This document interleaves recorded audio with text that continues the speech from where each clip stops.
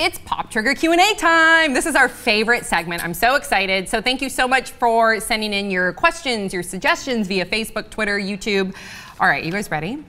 The first one, you were born ready, is coming from Kathleen S. from Facebook. Was Argo the right win for Best Motion Picture at the Oscars? And who do you guys think gave the best speech? I like Beasts of the Southern Wild. That was like my favorite. That was like the best movie. Okay. From start to finish. And you know, there a lot of people would have like checked out and been like, this is too arty for me. But I sat there watching it with my mom and we're like, God, fuck, I hope it gets better for her. I'm not upset by it. I was surprised by it when it happened, but I wasn't upset by it. Yeah. They're not going to look back on this and say, this is the year Argo came out. They're going to look back and say, that's the year when Affleck wasn't nominated for Best Director, but he won Best Picture. Right, okay. I think Argo should have won. Because, especially because he got snubbed for Best Director. Because Affleck started out really strong, Good Will Hunting, everything, and then he did a slew of like terrible films. And so I feel like, you know, he's come a long way. And I loved his speech about saying like you can't give up. You know, I really thought like it was so genuine, and he seemed like so surprised, even though I feel like he knew he was gonna do. I think so. What do you guys think? Foreign language short. That was just really got my heart. I'm so glad you brought him up. I would like to thank my wife, and I would like to thank my daughter. Andy B, have you guys ever considered having some kind of contest to have a viewer be the fourth panelist for an episode? I love that idea. And can I win first time by default for suggesting it? Can we ever do that? Can we hold a contest one day? Yes, one day. Okay, good. I would love that. Would you love that? I think it would be great. I think it'd be really fun. Okay, so Amanda M, you guys are so amazing. I look forward to your show every day. Bree is hilarious, Sam is beautiful, and Brett as well. Brett. Can't wait for tomorrow's episode. Thank you very much. Thanks, Amanda. Okay, Twitter, Demi's Dietitian. Pop Trigger, do any of you have any pets? Yes, I have 3 cats and a dog. I had 2 fish, but they died. Aww. I'm so sorry. Yeah. You don't care. I do care about your fish. Okay. I also have 3 cats and a dog and a garden full of like squirrels and rabbits, and I live in a zoo. It's fantastic. I had a dog, but the ex got him in the split. Aww. And his name was Omi, because we rescued him, so he owed me. And before that, I had a fish called Rwanda. Aww. The fish called Rwanda. I wasn't expecting that response. Absolutely. Rwanda was in a web video I did once. Okay. And then died like 8 hours later. Coming from Brianna Stitt at Pop Trigger, what is your favorite movie? I have so many favorite movies. Anchorman.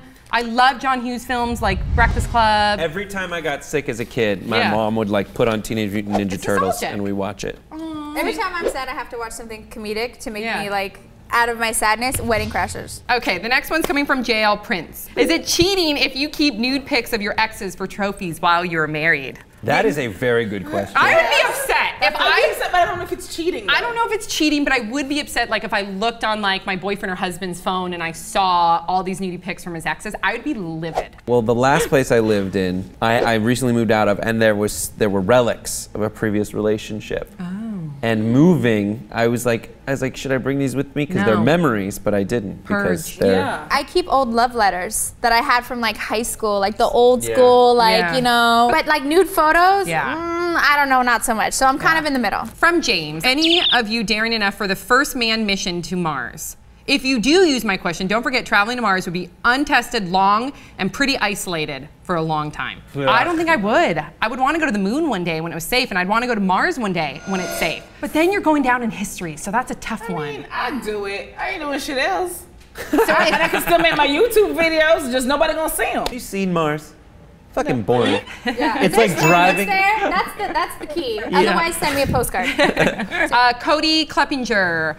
I'm a writer, so I have to ask, if you could see any book be adapted into a film, what would it be? And who would you cast? Ooh. No Woman No Cry, and I'd cast myself as the female lead. I know what book. It's called The Autobiography of a Face. It's such a good book, and it's about this girl that battles cancer, and it's such a poignant film, or it could be a film. I want them to take like a tiny children's book, like Are You My Mother? Yes. And create like this big ass backstory to see what they do out of it, make it like an action movie. Interesting. That could be interesting. Damn you, that's a good answer. The next one is from Just Deezy. At Pop Trigger, do you have any good pickup lines? Ooh. Do you have a mirror in your pants? Yeah. I can see myself in them. Yeah, that's the only or one how about, do you work at Subway? Because you just gave me a foot long. Ew! Oh, wow. Okay, so this is coming from YouTube from Serena Diana. Who's your girl guy crush? I'd have to go Blake Lively. I love her. Yeah, she is great. I love her. I would say Emma Stone or Angelina Angelina Jolie. There's something so sexy about Angelina Jolie. I think Angela is everybody across the board. Throw her out of bed.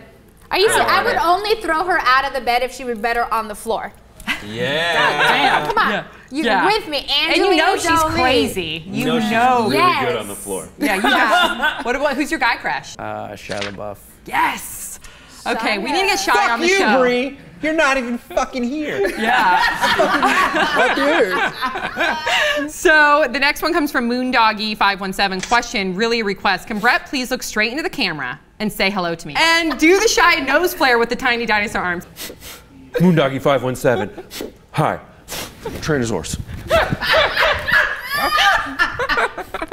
That's my Shia LaBeouf impression. She knows. I filled her in. I said there might be some Shia jokes. Okay. The next one's Sally Hirsch. Hey, Pop Trigger, can you ask Samantha about her candles? Saw them on Bree's channel. Oh, and love them. Thank you. Yeah, I have a candle company called Wicked Candles. You can go to thewickedcandles.com, and they're really cool. They're really innovative and different. They're like pre-dripped candles. So you burn them, and they burn like a standard pillar, so they're not actually going to drip all over your furniture.